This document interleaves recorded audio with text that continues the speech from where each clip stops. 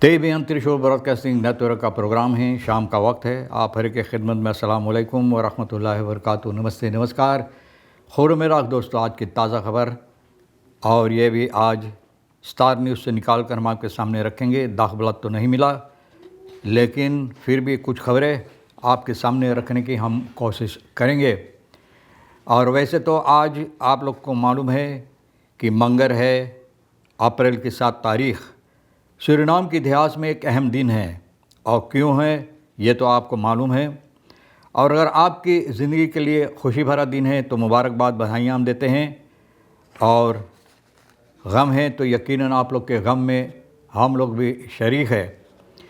कामयो course तो उसी तरह से होगा जिस तरह से गुज़रे हुए वक्त में, गुज़रे हुए दिनों में था। और तेल का दाम भी उसी तरह से जिस तरह से गुज़रे हुए दिनों में था।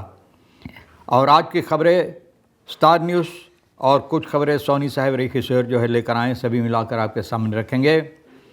बता दें कि आज सूरीनाम के इतिहास में एक बहुत गम भरी दिन है।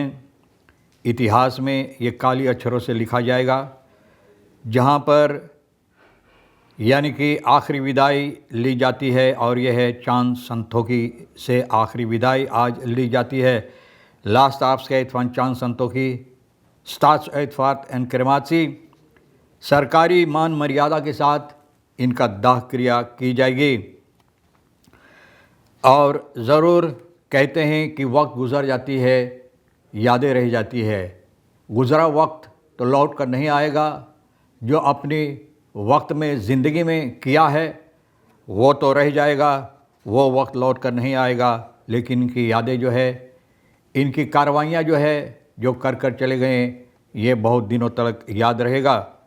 पुराना प्रेसिडेंट था फेहापे का फोर्सितर असम्बलेलेट भी चांद संतोखी। इनका दाह क्रिया आज की जाएगी। और ये सुबह के वक्त में शुरुआत हो चुका है। ना प्रोग्राम तैयार किया गया है। औवला जो है एतफात बुदरे पूसा का, वहाँ से इनका लाश इनकी मकान पहुँचाई गई रोसलान पर, जहाँ पर वहाँ पर भी लोगों को मौका दी गई आखिरी विदाई लेने के लिए। फिर वहाँ से मिनिस्ट्री जो है जस्टिस पुलिस के पास पहुँचाई गई, जहाँ पर लोग भी आखिरी विदाई लिए हैं इनसे। और असम्बली खबाव और होफ क्वार्टियर बॉय स्काउट्स का, जहाँ पर ये बॉय स्काउट्स में भी था, तो वहाँ से भी लोगों को मौका दी गई है आखिरी विदाई इनसे लेने के लिए। और आखिरी में इनके लिए और क्या हो सकता है, विदाई आप ले सकते हैं। और वैसे तो हो सकता है कि शायद बहुत से ऐसे मौके पर, खुशी के मौके पर आकर कुछ न कुछ इनको आप दिए, खुशी की तोहफ़ा, खुशियाँ दिए। लेकिन सवाल भी शायद लोग करते होंगे कि ये आखिरी वक्त में इनको हम क्या दे सकते, कौन सी तोहफ़ा। हाँ, दे सकते हैं अगर आप चाहते हैं तो। इनका तोहफ़ा यही हो सकता है कि इनके लिए आप प्रार्थना करें, दुआएं करें कि परमात्मा इनको अच्छी स्थान दे, खुदा इनको वो जगह दे जो ये हासिल किए हैं, वो जगह इनको दे। तो ये आप इनके लिए कर सकते हैं। जो तोहफ़ा इनके जाने के बाद भी आप देना चाहते हैं, तो सबसे बड़ी तोहफ़ा ये है जो इनको आप दे सकते हैं। और इस वक्त में यहाँ पर आते वक्त में तो लाश इनका पहुँचाई गई है, क्योंकि रास्ते में मुझे भी रास्ते में यानी कि इनका लाश जब लाया जाता था स्टेक ओलिफांत में, तो वहाँ से हम गुज़र रहे थे। तो वहाँ पर इस वक्त में इनका लाश लाकर रखा गया है। और वहाँ पर नेशनल इंटरनेशनल स्पीकर्स यानी कि जो लोग रहेगा, हमारे देश का विदेश का लोग को मौका दी जाएगी, यानी कि आखिरी विदाई लेने के लिए और अपना जो गम की इजहार है, अपना गम की इजहार वहाँ पर करने के लिए। तो आखिरी विदाई लिया जाता है।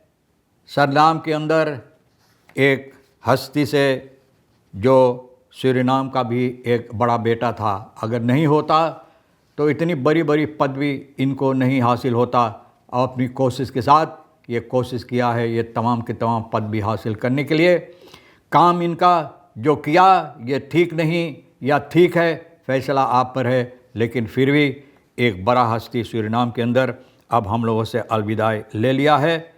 तो इनके लिए हम लोग ज़रूर प्रार्थना करें, दुआएं करें, इनकी आत्मा की शांति के लिए या तो अच्छी गति के लिए। फिर दूसरा खबर यह है कि ट्रम्प ड्रेगमेट फर्नितकिंग, अब ट्रम्प दुनिया भर में जहां इनको मौका मिला धमकी लोगों को दे रहा है। अनहेल बस्काफिंग जाल्फानाक फरद्वैनन, बोले इंसानियत एक हिस्सा जो है दुनिया में, इंसानियत का एक हिस्सा आज रात में ये बर्बाद कर देगा। ये ख्याल लेकर भैया ये चलता है, लोगों को बर्बाद करने के लिए, इकताई कायम करने के लिए नहीं, लेकिन बर्बादी के लिए, यानी कि इनको बागडोर दिया गया है। देश का, अमेरिका का, दुनिया को तबाह करने के लिए। बहुत अफसोस की बात है। 5 अप्रैल 226 से अमेरिका का प्रेसिडेंट डोनाल्ड ट्रंप बहुत से गाली गलौज और बहुत से धमकी दिया ईरान को, ना जैसे लगता है कि दुनिया में यही को इजाज़त है धमकी देने के लिए, गाली गलौज देने के लिए, जिसको ये चाहते हैं, जिस तरह से चाहते हैं सलूक करने के लोगों के साथ। और ये कहता है ना, ईरान की तरफ मुतवज्जा होकर ये कहता है कि ये देश को पुकार कर रहा है स्ट्रैट वन हॉर्मुज़ जो है इनको फिर खोलने के लिए, बहुत गाली गलौज और बहुत सी धमकी के साथ। और ये धमकी भी दिया है कि इंसानियत एक हिस्सा जो है दुनिया में इन लोगों का बिल्कुल तबाह कर देगा। तो भैया अब यही इंतज़ार में दुनिया भी है, क्योंकि दुनिया खड़ा होकर तमाशा देख रहा है कैसे ये आदमी और इनके साथ मिलकर इनका साथी जो है नेतन्याहू ना, ये दोनों मिलकर यानी कि एक हिस्सा देश का, दुनिया का एक देश में जो है एक हिस्सा दुनिया का, इसको बर्बाद करने के लिए। लेकिन बहुत ज़बरदस्त तमाचा इन लोगों को लगा है, क्योंकि ये उम्मीद नहीं थे इन लोगों के पास, इन लोगों की उम्मीद नहीं था कि ईरान इस तरह से भी फिर अपना हिफाजत करे की कोशिश करेगा और इन लोगों को ज़बरदस्त तमाचा लगाएगा। और यही जब होता है तो दुख होता है इन लोगों को, और गाली गलौज और धमकियाँ के साथ लोगों को न तबाह करने की कोशिश कर रहे हैं। ट्रम्प कहता है कि मोखलक रिफिशनर मोमेंट, आप समझते हैं इसका मतलब क्या है, रेवोल्यूशन जैसे हमारे देश में भी हुआ था, यही वक्त में लोगों को ले जाने के लिए वार बाय सिखरेर complete regime verandering in Iran plaatsvindt dat slimmere, minder radicale geesten het over kunnen nemen। बोले ये इनका कोशिश है कि ईरान में कि और चालाक और अच्छे न सोच फिक्र करने वाले लोग यहाँ का बागडोर अपने हाथ में ले। 47 साल लोगों को यहाँ पर दबाव डाला गया है, करप्सी किया गया है, लोगों को मौत के घाट उतारा गया है, और अब ये ख़त्म होना चाहिए। लेकिन ये बात नहीं कहता है कि वजह कौन कायम किया है, ये वजह जो हो रहा है उस देश में कि किसने कायम किया, ये बात नहीं कहता है। तो बहुत अफसोस की बात है। द ईरान से रिफ्यूजनर खार्द reageerde via staatsmedia met een dreigement dat Iran niet zal aarzelen om terug te slaan। Iran बोले है कि अगर तुम हमको बर्बाद करने की कोशिश करोगे तो हम ये इंतज़ार नहीं करेंगे, हम फिर से तुम्हारे ऊपर हमला करेंगे। ईरान ये कहता है कि खड़े होकर हम तमाशा नहीं देखेंगे, अपने आप को बचाव के लिए हम भी तुम्हारे ऊपर हमला करेंगे ना। ओक बैतन रेगियो, बोले इन लोगों का जहाँ देश है उससे बाहर भी ना मौकदफिया सिविल इंफ्रास्ट्रक्चर आंफालन, बोले अगर Verenigde Staten इन लोगों का जो अहम चीज़ है ना, जैसे कि एनर्जी सेंट्रल वगैरह अहम जगह पर कोशिश करेगा बर्बादी करने के लिए, तो ईरान कहता है कि ये लोग भी यानी कि अपना हमला करेंगे।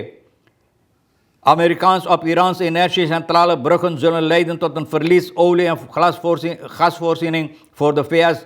और इसका मतलब यही होगा, ईरान कहता है कि Verenigde Staten के लिए कि कमताई, तेल का, खास का कमताई होगा, और इन लोगों का बौंदखनू जो है बहुत सालों तक मुसीबत पैदा कर सकता है। अगर अमेरिका इसी तरह से हमला करते रहेंगे तो ये सब बातें जो इन लोगों का बौंदखनू, जो इनका साथी है ना, इनका साथी है फेस का, बोले इसी तरह से होगा, बहुत सालों तक मुसीबत दुनिया भर में पैदा। Amerikaanse leiders onderschatten welke kritieke doelen binnen ons bereik liggen, stelde de IRGC. Onze reactie gaat verder dat de regio van de Amerikaanse leger onze rode lijn overschrijdt. बड़े अमेरिकान का जो फौजी सिपाही लोग हैं अब ये उस जगह पर पहुंच चुके हैं जहां पर इन लोगों को इजाज़त नहीं है, तो ये लोग भी अपने आप को बचाव के करने की कोशिश करेगा और फिर से इन लोगों के ऊपर हम the ईरानse pers meldde ook een aanval op eiland Karg, belangrijk centrum voor olie, यानी कि हमला किया है, यानी कि बहुत अहम सेंट्रम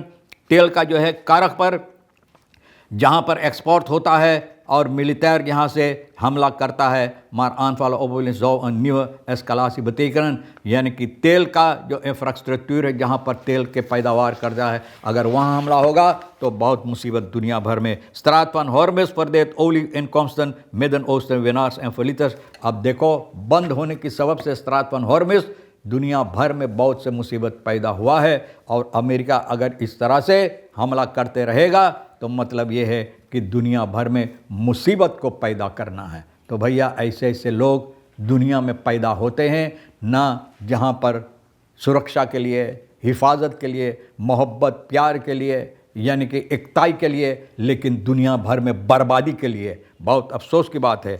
आपके लिए तमाम खबरें जो अहमियत रखता हम भी तो कोशिश की आपके सामने रखने के लिए, और यह है रेखिसर साहब सोनी के साथ मिलकर जो आपके लिए अहम है तो ले लेना, नहीं तो भैया फिर हम दोनों के लिए छोड़ देना। इंशाअल्लाह ज़िंदगी बाकी रही और आप भी इंतज़ार करेंगे, इसी मोड़ पर फिर मिलेंगे। खुदा हाफिज़, नमस्ते, नमस्कार, अस्सलाम वालेकुम, खुदा मेरा।